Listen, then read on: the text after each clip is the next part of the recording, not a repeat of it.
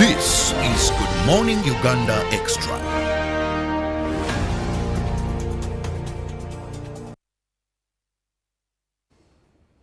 Good morning and welcome back from sports. It is Good Morning Uganda Extra and I'm Robert Chirabo Newington. In case you've just joined, this is an extension of our Good Morning Uganda show.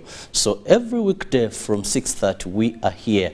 I'll not forget to remind you that so that you start your day with us. It's a very interesting team. You can't afford the humor as we open up your day, but you also can't afford to miss being very informed because it is a very informative show. Every morning we look at global issues, we look at local issues, and so you kickstart your day a very informed person. Now, in this extension of Good Morning Uganda, which is Good Morning Uganda Extra, today we are having a very complicated topic to discuss, I must say, but of course it has brought or risen out of public, I must say, concern. It's been all over the media, it's been in parliament, it's been everywhere.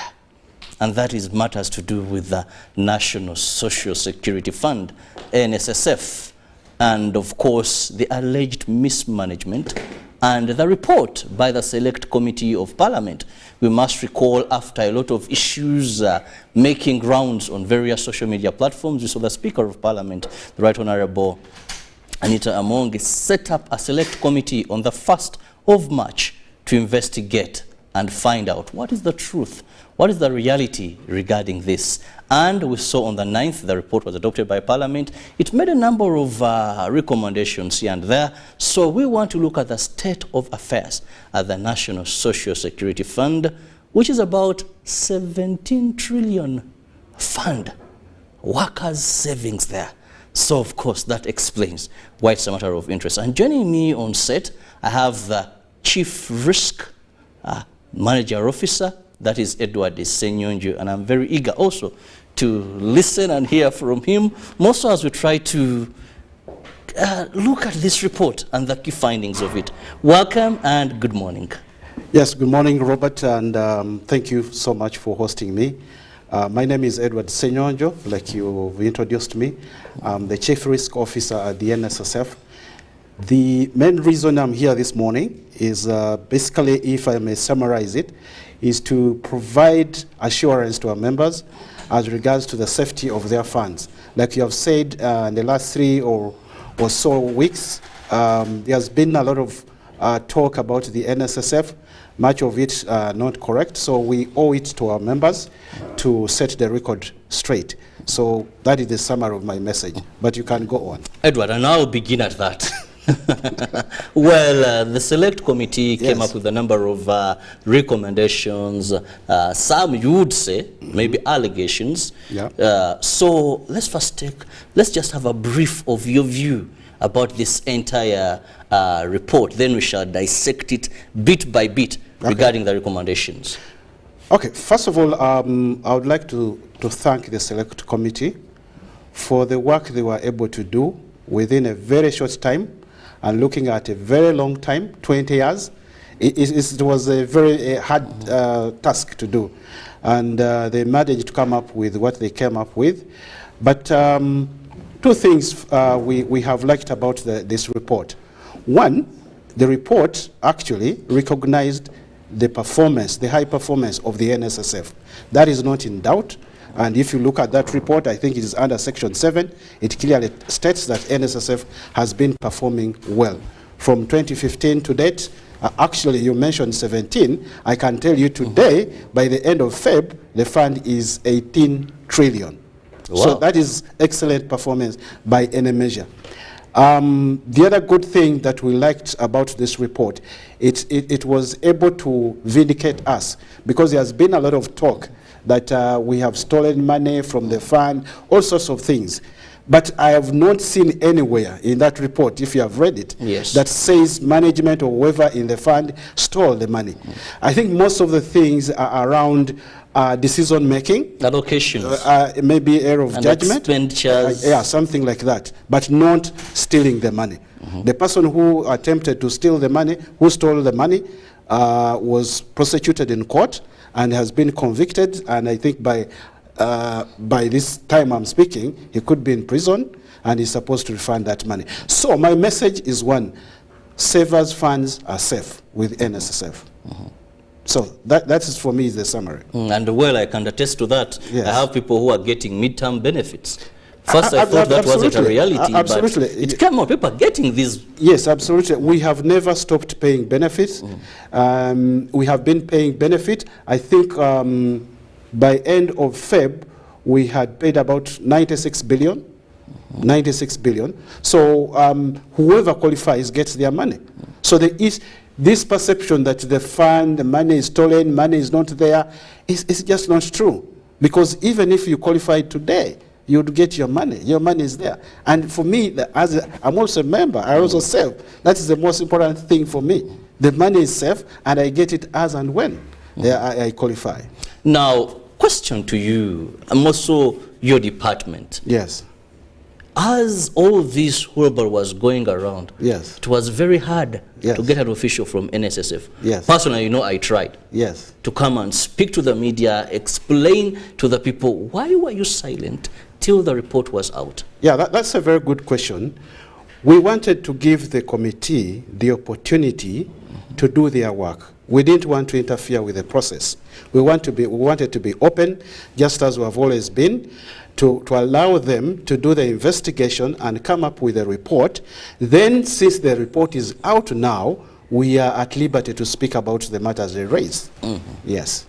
Now, also, you said some of these were allegations, some are not true. That is in your view, and you're entitled to your opinion. Yes. But looking at this report, are there some, or can you highlight some areas where you feel the report really did justice, highlighted really these, and you agree to them? Yeah, like I said, they recognize the performance, that the fund is performing very well. Secondly, there were all allegations that we had stolen money. The report did not point out that we had stolen money. So for me, those two things stand out from that report. The other recommendations, we can talk about them. We have different opinions on them. But for me, those two things are critical because that gives the assurance to our members that the money is safe. We could have made some decision at some time which did not go well. Just like any other human being, there is no human being that is perfect. If you looked at your decision, and I can challenge you, Robert, and anybody who is listening to us, if you looked at your decision 20 years ago, up to date, or if I examined your decision, do you think you can get 100%? Definitely you cannot. So, for instance, in NSSF, we invest in companies on a stock exchange in Uganda, Kenya, Tanzania, in East Africa. And we have invested in a total of 31 companies. And out of 31 companies, it is only Uganda Clays which has issues. Out of 31, it is only one that has issues. And now we are being crucified for just one company, for just, if I may call them decision, out of 31 decisions, it is only one decision that has issues. And they are not issues that the money is lost completely. And if you go on, I can give you the details, I'll talk about, and I can tell you that today as we speak, Uganda Clays is on its feet, it's running, it's making profit. And you are getting contributions from them.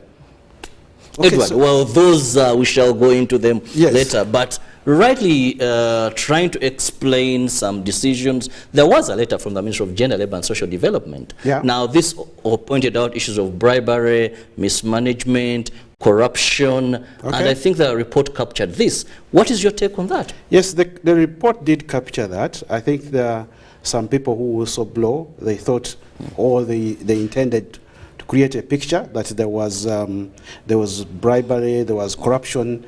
But like I've said before, if you read through this report, many of them, like the ones that were relating to Richard, all of them did not have any evidence. So as regards corruption and embezzlement of fund or stealing of funds, there was no evidence at all. So they remained just allegations. So there is no truth in them. Well, then that will bring me exactly to ask the 6 billion yes, yeah. and the 1 billion. You know, these were well captured. 1.8 actually were captured very well by the report. Yes. And of course, we saw people trying to explain illegal that. Yes, yes. So, and we saw how this money given to these unions, yes, and these remain, yes, right, there are very contentious issues. And one would say, when I have Edward here, seemingly saying maybe this, please, basing on those amounts, 6 billion is big money. 1.8 billion is also big money. So these were captured. Now let's get it from you. okay. If by any chance, maybe this was misrepresentation of facts, or actually you concede. Okay, okay, thank you, Robert. First of all, I must be categorical on this. No 6 billion has been paid out of NSSF in that regard. And no 1.8 billion has been paid out in that regard. It is true the minister wrote about 6 billion. And this is how it came about from our budgeting process. Our budgeting process starts with executive management. I'm very eager. Yeah, it starts with executive management. We go out and at every beginning of the year, so we determine what we want to do that particular year or the coming year, and then we put the cost to it. And this is what we send to the board, and the board looks at it. If they are okay with it, then they send it to the minister. When it goes to the minister can do 3 things. One is to approve the budget as it is, as it has been submitted to him or her, or to reject the entire budget, or 3, to approve the budget with a variation. She can make changes. So in this case, she said that according to her, there are certain areas that we had not catered for, and she outlined them. And said, I want you to cater for this and this. So when it came back to management, we looked at the detail and said, but some of these things, I think we have catered already, for them. yes. So there was a discussion which involved the minister and the top management. And then it was agreed that those things needed to be done. And this is where the figure of 6 billion comes from. But the important thing to know, it was not an extra billion added to the budget that was submitted to her. That 6 billion was going to come from the operational budget, which was 210. Okay, so in simple terms, she was basically talking about reallocation of funds within the same budget that we had talked about. So it was a budgeting process. So the same applies to the 1.8 billion in relation to corporate social responsibility. Okay, so that is it. But one would say still, Edward, your budgets are so huge. Is it because you have money at your disposal? Because I was trying to look at how it was cut down, the 6 billion, if it were given. Blessed, I mean, the media, I mean, media fraternity. But some of the activities planned for, and how much was budgeted for them, were very exorbitant, very high. Okay. I mean, you know, and I was like, goodness me, if this is how corporate social responsibility, this is how much we're spending on these activities, then things would be different. Why are your budgets extremely high compared to the normal? Okay, our budget, first of all, generally our budget is big, and that's why we are 18 trillion. So in most of our transactions, we deal in billions. And I think that's one of the things that bothers other people, because many other organizations find their budgets are in hundreds of millions. Yes, you talk about so social when they hear billion, it marvels. It marvels one's mind. So, but coming back to the corporate social responsibility, over the years we have had a smaller budget, but because of the changes within the law, where we needed to expand our scope and work with different stakeholders, there was the thinking that we needed to increase that budget, and that's why that budget came to that figure that you're talking about. But the underlying principle to know is that NSSF is the big fund. We are the biggest in East Africa. Our transactions are usually big. They are usually in millions, and that's why we are able to generate that value for our members. Now, this brings me still to ask you. Yes. Did you take staff for team building in Dubai at a cost of 200 million Uganda shillings, which is my money. I save with NSSF. Good. And then that would justify if UBC was to take. Yeah, why even would we go to Dubai? Yes. You know, is it because you guys have money at your disposal? Okay, yeah, that is, has been a contentious question, but it is true. Some staff of NSSF went to Dubai, and it is true money was spent. But looking at the bigger picture, I think where we have gone wrong is most people are focusing on the cost. Yes. But what is that cost generating? What value is it giving to you? Okay? If I spent 1 trillion and I generated 3 trillion, what is the problem with that? Okay? So it is true, money was spent and some staff went to Dubai, but that is part of the 164 billion operational budget for last year. Okay? And when we spent 164 billion, what did we generate? We generated 1.5 trillion shilling. Trillion. Let me give you a scenario, and I want you to imagine this and our viewers. If Please go slow on this, yes, because we are trying to see to understand. We are trying to see value for money. Yeah, absolutely. Also, when it is team building. Yes. How does it reflect? Yes. You know, this is not money you're taking to purchase goods, Yes. come and sell at a higher price. Correct. Because you've gotten a cheaper source of. Correct.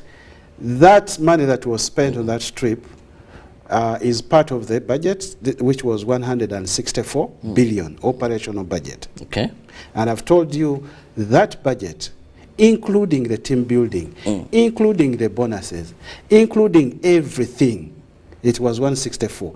That 164 generated 1.5 trillion shilling, meaning that every shilling we spent in costs, we generated 9 times that value in terms of revenue. You understand? So, for me, a scenario I was going to give you, imagine you have given 2 people 164 billion to spend and maybe generate revenue for you. One uses 64 because he wants to minimize the cost. 64 out of 160. He uses 64 and he generates 80 billion. And someone uses 164 and he generates 1.5 trillion. Who is more efficient? The one who generates more money. Absolutely. So, I mean, people are focusing on the cost. But what is that cost giving you? Of course, if you want high revenue, you must put in more money. If you want little, then you put in little.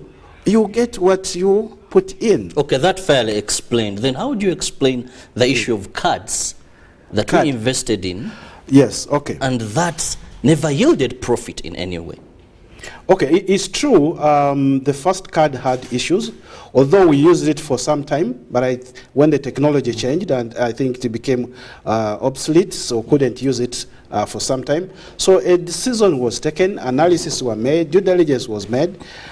But you know, when you are making these decisions, you do not have the full information. Just like I told you, if I examine the decisions you have made over time, you will not get 100%. So it was one of those decisions out of the so many decisions that we made, maybe did not go the right way. But the beauty or the good news is that from that experience, we are able to introduce another card which is running today, for which we are not paying much because we are partnering with Centenary Bank that is helping us to deliver that card. And I think we have about close to 3,000 people who have enrolled to use that card. And it can help you to check your balance. It can help you to earn points which you can redeem from certain merchants. You get discount. It has a lot of benefits. Yeah. The committee report recommended that the powers of the managing director of NSSF to waive penalties now be removed. Okay. Let's look at the legality into this. Okay. Now, within the NSSF, the NSSF gives the managing director the discretion to waive penalty. Maybe let me explain a little background. An employer is supposed to remit contribution to the NSSF, their portion and the employee's portion, 5% and 10%. if they fail to do that on time, then the interest we recover that money from the employer, and we institute interest on the balances that are outstanding, but also penalty saying that you were supposed to remit this money in this time, you have not remitted this money, so the law allows us to institute a penalty of 10% for each month you remain in default. Now, in most cases, that amount becomes so huge. You find that the actual money that you're supposed to pay in terms of your contribution could be like 10 million, but that penalty, because of the time some employers take to pay, it can be 100 million. So you do not want to recover the 100. If someone has been struggling to pay 10 million, how will they pay 100? And that's why the framers of that law, I think they were clever. They left it to the managing director to decide. Now, if it was put in the law that the penalty shall be paid no matter what, now you have these institutions, and there are very many who are in default, and the penalty are so huge, and they have failed to pay little money, and the penalties are so huge. So when you insist on them paying that amount, you're going to close the business, and you will be the ultimate loser. But if you have recovered their due contribution in terms of what they were supposed to remit, you have recovered the interest, then you can say, okay, we can waive off this, continue with the normal contribution. You have recovered the normal contribution, you have recovered the arrears in terms of the interest that was imposed, then the penalty can be waived. So the beauty with it, we did not violate any law, because the law gave us, or gives the managing director the discretion to decide whether to waive or not. So there was no non-compliance regarding that matter. Well, we are still looking at the state of affairs at the National Social Security Fund, and I have Edward Senyonjo, who is the officer. He handles risk management there. So he's the person within the studios, and of course we are trying to understand what exactly is happening after the committee, the Select Committee of Parliament, came up with a report after the Speaker of Parliament found it wise to set up this committee on the 1st of March. And on the 9th, the report was adopted by Parliament, citing a number of issues here and there. Now, we'll be going for a short break, and when I return, we'll still be discussing more regarding state of affairs at the National Social Security Fund. Please stay with us. Live from UBC Studios in Kampala, this is Good Morning Uganda Extra. Hey!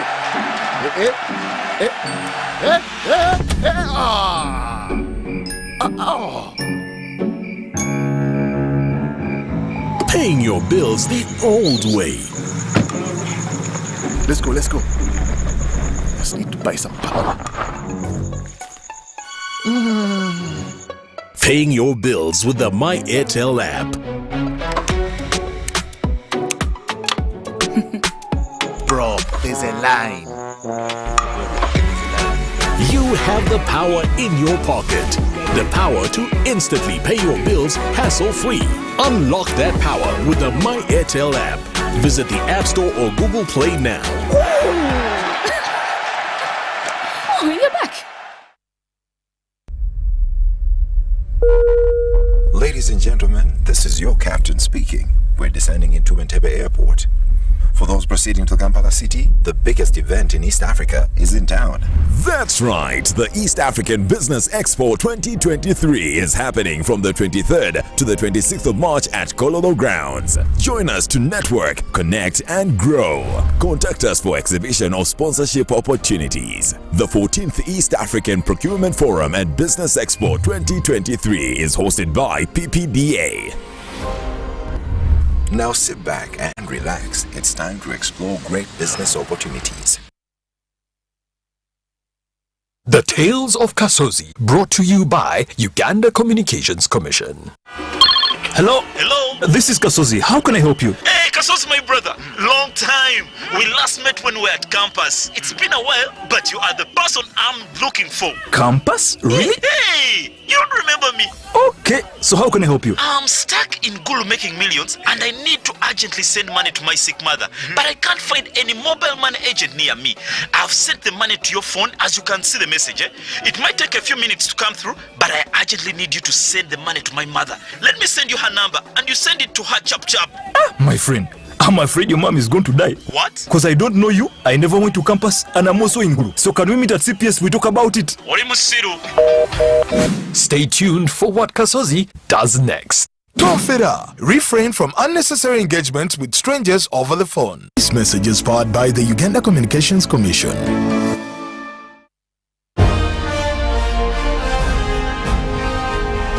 Live from UBC Studios in Kampala. This is Good Morning Uganda Extra.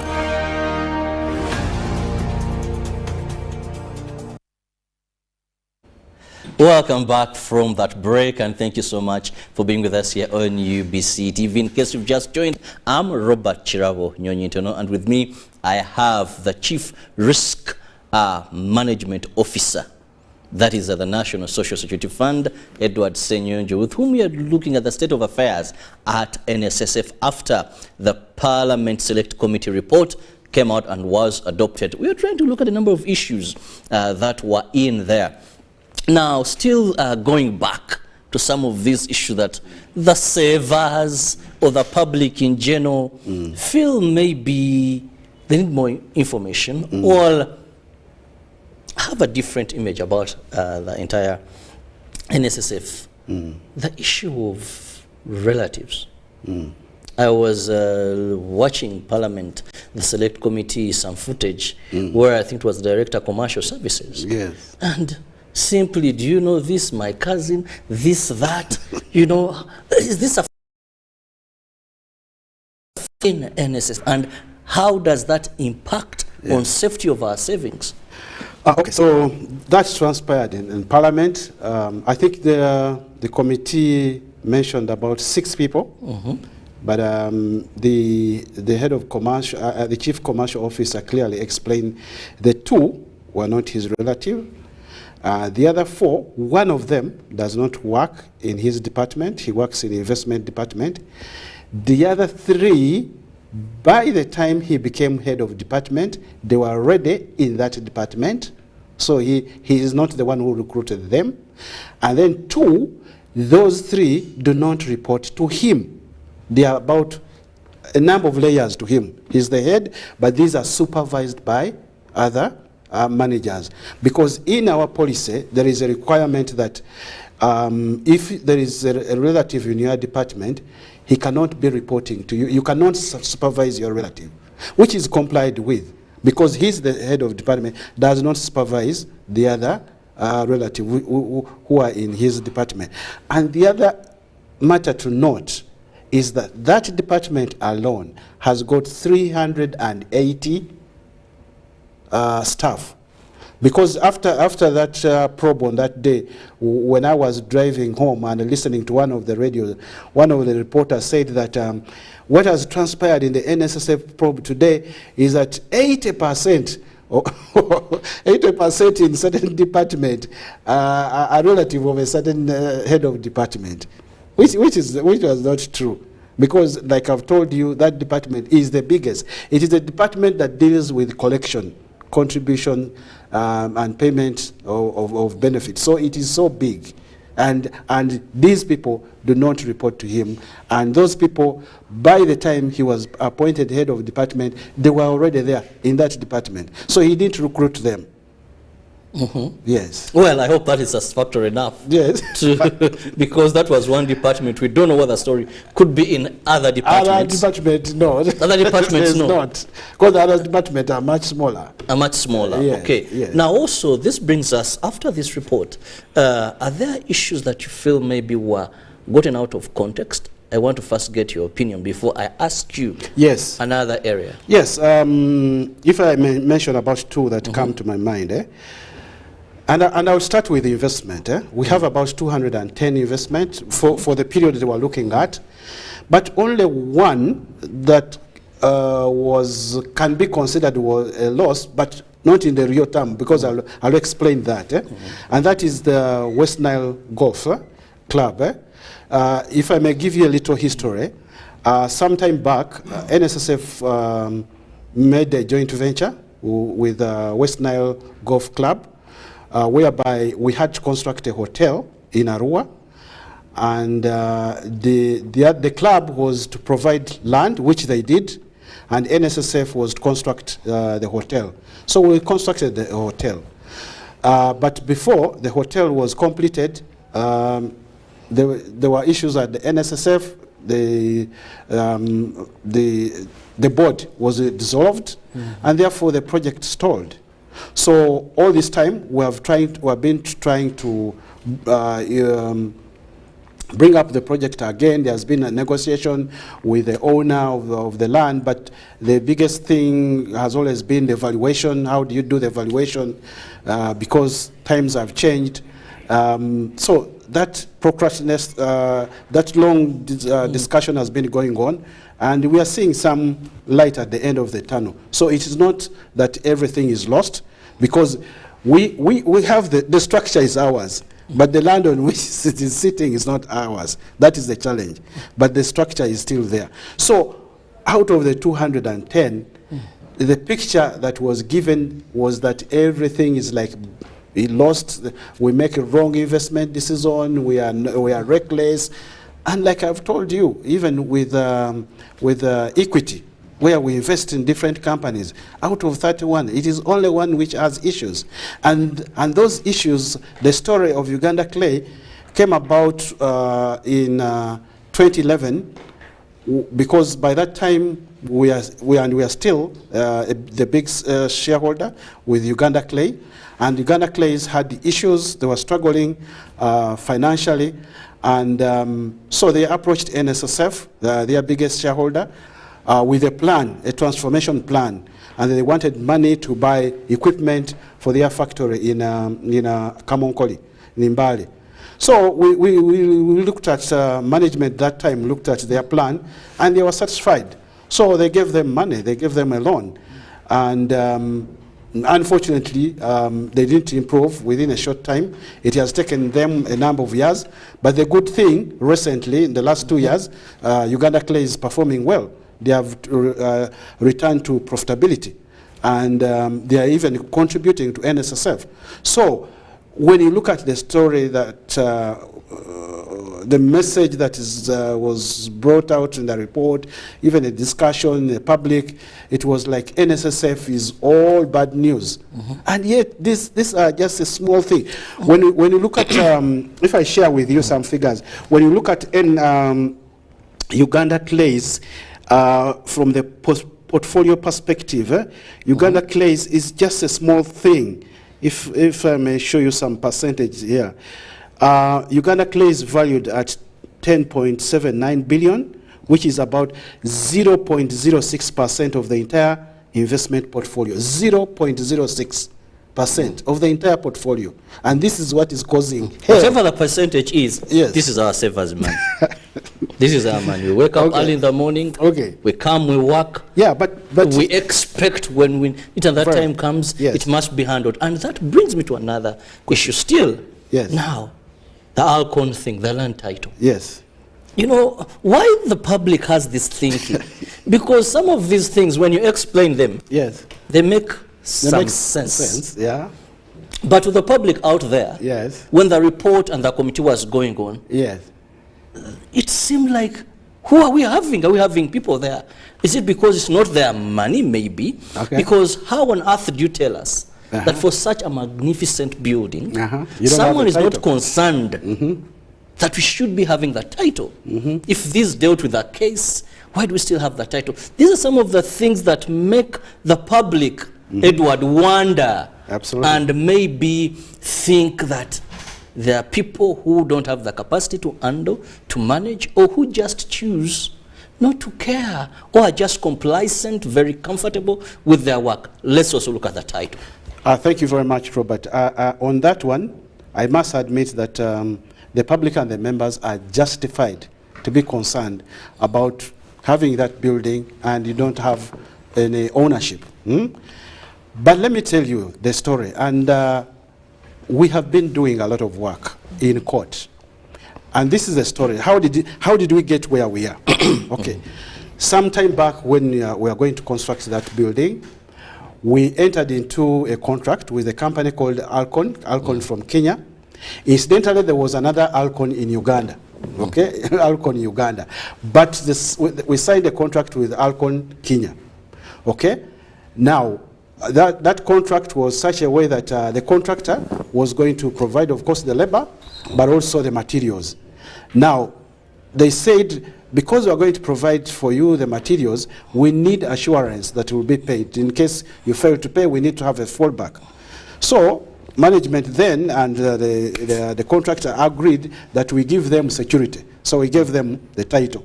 Okay? Unfortunately, they didn't do the construction. What they did behind our back, because the contract required them to inform us if they are going to assign anyone else.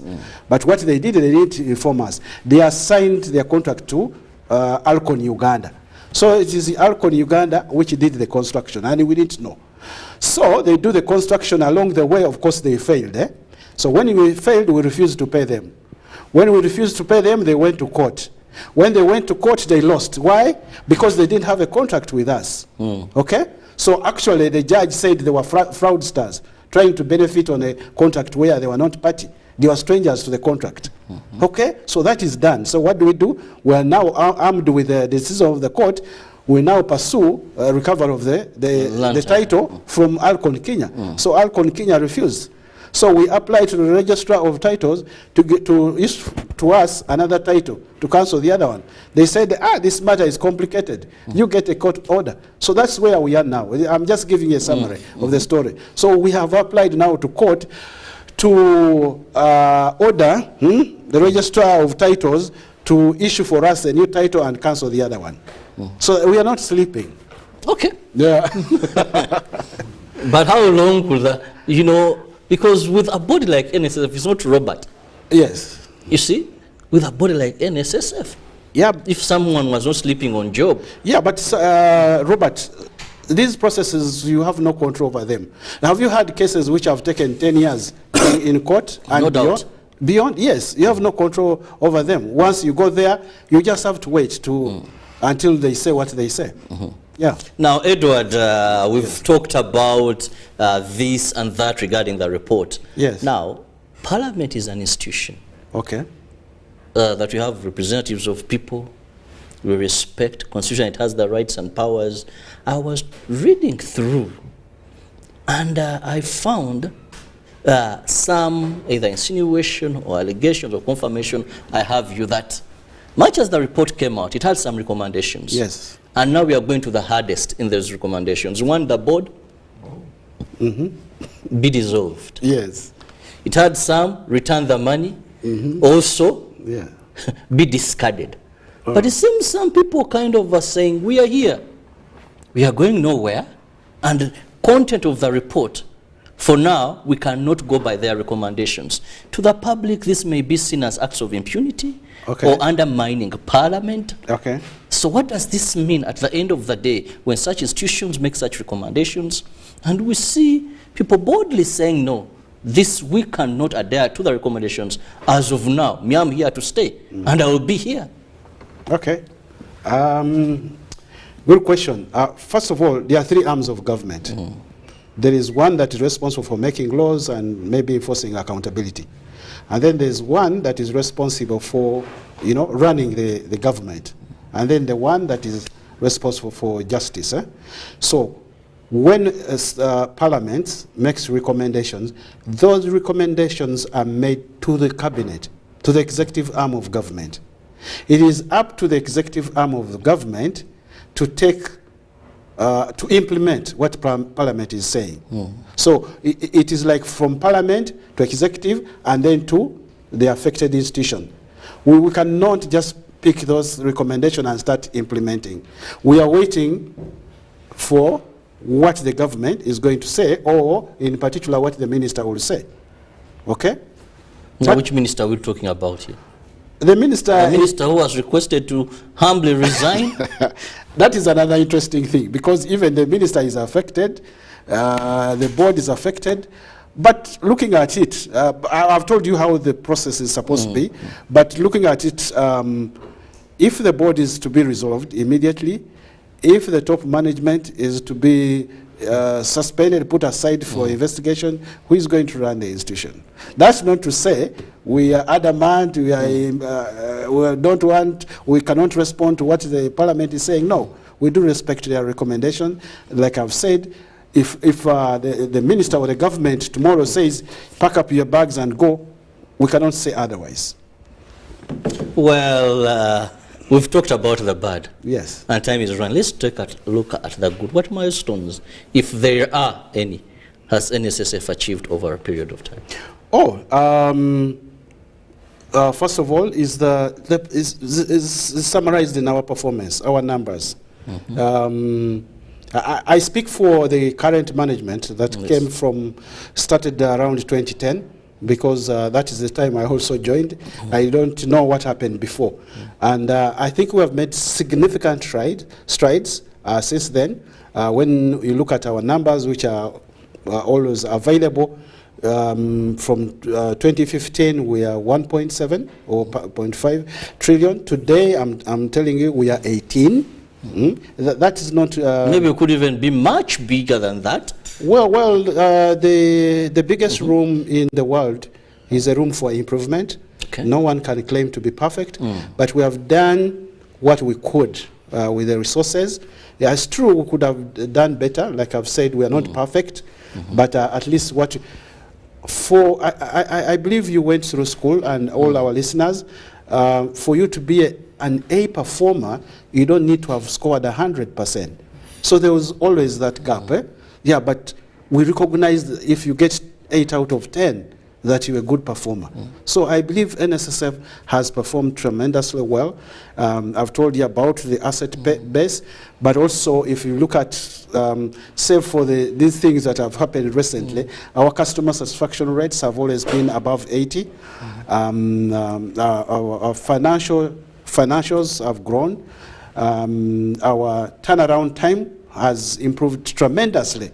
If you consider where we were in 2010, people used to tell stories of taking 3 months, 4 months, 5 months, but now it can be paid in an average of 9 days, and in some cases, especially age benefit, it can be paid in 2, 3, or 4 days. So we have made significant stride, and for us, we are still committed to that performance and even better. Yes. Well, very interesting, committed to that performance and even better. Yes. But this may be a bit out of what we are discussing. But of course, it is raising public concern. Okay. How can we change the history of NSSF, in your opinion? I'll give you examples. Zowiba Kokobakuru, exile NSSF. Chandi Jamwa, NSSF. I can still explain. Why is the problem? You know, we need to change this. That is not always either someone's contract is expiring. We need to get NSSF. It's been in the media for the good reasons, fine. Yes. But we need to end this continuous, that at a particular time, there must be some shaking up of NSSF. There must be some allegations of mismanagement. Yeah. No one sits at the helm of NSSF and retires dignifiedly. There must be this and that. Edward, how do you think we can? Okay, but Robert, I'll tell you, we have changed this. Since 2010, there has not been this problem, okay? But I can tell you, there is no human being that is perfect. I think the other thing, we also need to manage expectation. Like, for instance, I've told you, we have invested in 31 companies, and the 30 have nothing. There's no problem with them. And investment is investment. Investment looks at 2 things. It is risk and return. And this risk sometimes crystallizes. We are now speaking about a big bank in the US. I don't remember the figures, but it is one of the big banks. It has collapsed in the US, and many have collapsed before. So I'm not justifying and saying that's where we want to be. But I want to tell you the reality of life. And many times people's expectations are too high and they forget the reality of life. Like the Bible says, before you point the finger to someone else, first examine yourself. First examine yourself for the last 10 years, last 1 year. The decisions I've made, have they all been perfect? They have not. What about if you were the one at the NSSF? So for me, not an individual at NSSF. These are teams of people, yes, highly paid, highly professional. I want to believe. As long as they are technocrats. Right. Anyone who desire to work. And we have the best pool of technocrat professionals. But where there is a human being, there is a human being. There is always a limitation. Okay.